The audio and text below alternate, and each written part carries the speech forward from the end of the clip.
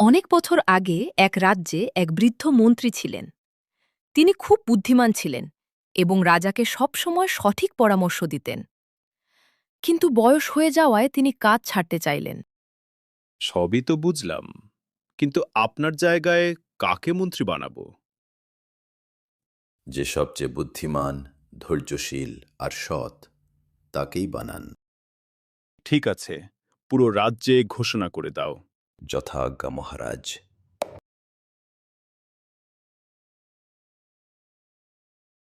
আনন্দ সংবাদ, আনন্দ সংবাদ, আনন্দ সংবাদ। যে বুদ্ধির পরীক্ষায় জিতবে সেই হবে এই রাজ্যের নতুন মন্ত্রী। যারা যারা এই প্রতিযোগিতায় অংশগ্রহণ করতে ইচ্ছুক, আগামীকাল সকলকে রাজসভায় আমন্ত্রণ জানানো যাইতেছে। পরের দিন সবাই রাজসভায় হাজির হয়। সেখান থেকে ৩ জনকে সেরা বুদ্ধিমান বেছে নেওয়া হয়। তারপর সেই ৩ জন রাজার কাছে পরিচিত হন। আমি নীল। আমি রুদ্র। আমি বিক্রম। ঠিক আছে, আজ তোমাদের ৩টে বুদ্ধির পরীক্ষা নেওয়া হবে। যে উত্তীর্ণ হবে সে হবে এই রাজ্যের মন্ত্রী। চলো শুরু করা যাক।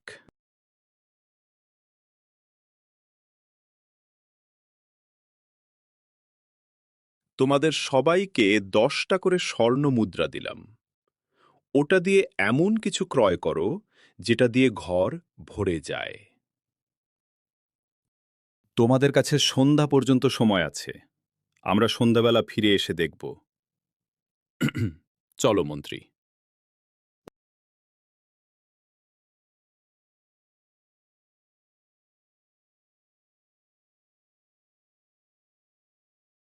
তারপর নীল আর রুদ্র বেরিয়ে পড়ে ১০টা স্বর্ণ মুদ্রা দিয়ে এমন জিনিস ক্রয় করতে যা দিয়ে ঘর ভর্তি হয়ে যায়। তারপর একজন তুলো আর একজন খড় কিনে ফিরে আসে। আর বিক্রম ওখানেই ঠায় দাঁড়িয়ে থাকতে থাকতে সন্ধ্যা হয়ে আসে।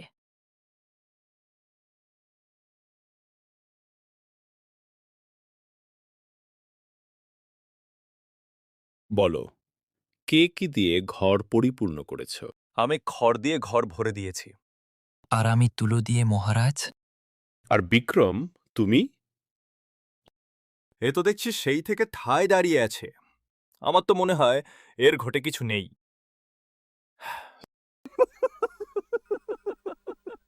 আহা, থামো। বিক্রম, তোমার কি সমস্যা? আমার কোথাও যাওয়ার বা কেনার প্রয়োজন নেই মহারাজ। তবে একটু অপেক্ষা করুন, আমি আসছি।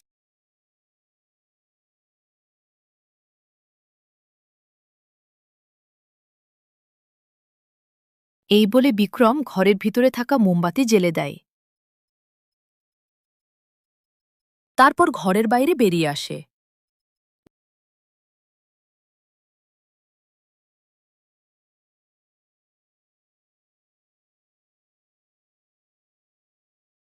দেখুন মহারাজ, আমি ঘরে থাকা মোমবাতিটা জ্বালিয়ে দিয়েছি। এখন ঘরটা আলোতে কি সুন্দর ভরে গেছে। সে তো ঘরে আলো জ্বালালে ঘরে তো আলো হবেই। তবে তোমাকে যে ১০টা স্বর্ণমুদ্রা দিয়ে যে বললাম ঘরটা ভর্তি করতে, সেটা কি হলো? সেটাই তো করলাম। মানে? মানেটা আমি বলছি মহারাজ। একটা ফাঁকা ঘরে যদি আলো জ্বালান, সেই আলো ঘরের প্রতিটি কোণায় পৌঁছে যাবে। তার ফলে ঘরটা সম্পূর্ণ আলোতে ভরে যাবে। আপনি ঘরে তুলো বা খড় রাখলে একটু হলেও ফাঁকা থাকবে, কিন্তু আলো আপনার ঘরকে আলোতে সম্পূর্ণ ভরে দেবে। তাই এটাই সঠিক পদ্ধতি মহারাজ। বাহ, দারুণ বুদ্ধি তো।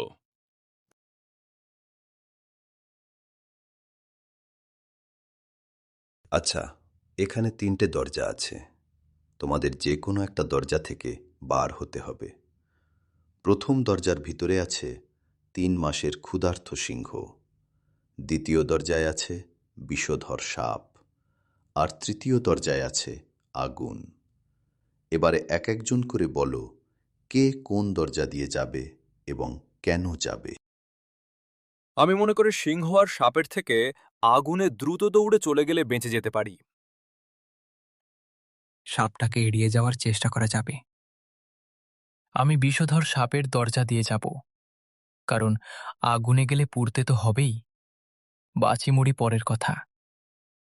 আর সিংহের দরজা খোলার কথা যে বলবে, সে নিছক বোকা ছাড়া কিছুই না।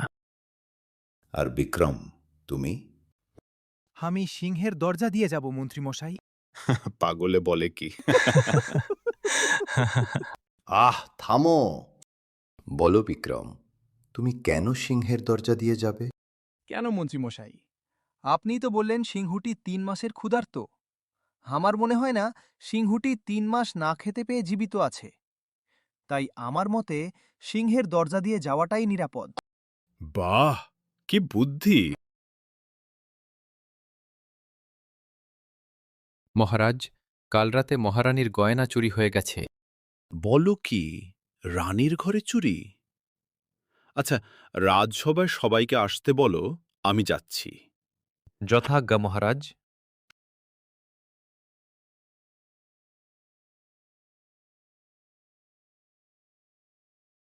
এটা মনে করো তোমাদের শেষ বুদ্ধির পরীক্ষা।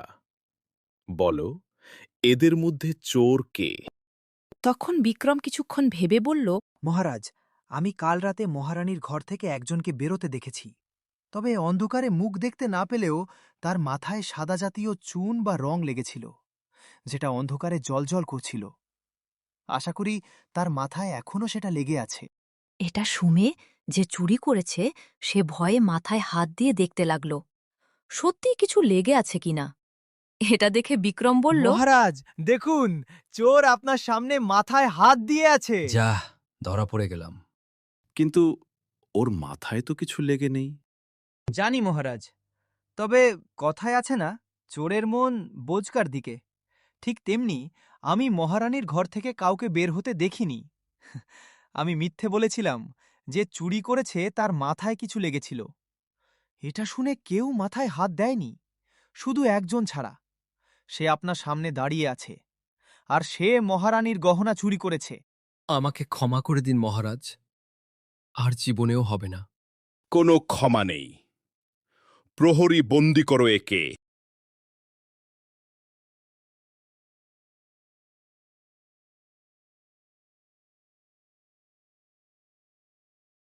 তারপর বিক্রমের বুদ্ধি দেখে রাজা ঘোষণা করে, আজ থেকে এই রাজ্যের নতুন মন্ত্রী বিক্রম। ধন্যবাদ মহারাজ।